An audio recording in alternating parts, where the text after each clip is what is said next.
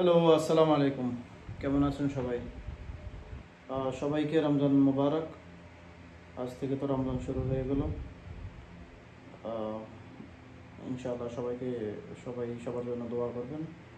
আর রমজান মাসটা ঠিকভাবে কাজে লাগানোর চেষ্টা করবেন। ইবাদতের মাস, এই মাসের ফজিলত অনেক। আমাদের তো মা বাবা, ভাই বোন, আত্মীয় স্বজন অনেকেই কবরবাসী হয়ে গেছেন। সবার জন্য বেশি বেশি দোয়া করবেন এই মাসে। এই মাসটা সবার জন্য একটা ইবাদতের মাস। এই মাসটা সবাই কাজে লাগানোর চেষ্টা করবেন। সিয়াম সাধনার মাস, সুন্দর মতো রোজা রাখার চেষ্টা করবেন, এই আর কি। আর সবার জন্য সবাই দোয়া করবেন, সবাই যাতে ভালো থাকতে পারি, সবাই যাতে আল্লাহ সবাইকে হেফাজত রাখে। Wish you all happy Ramadan Kareem. Ramadan Karim.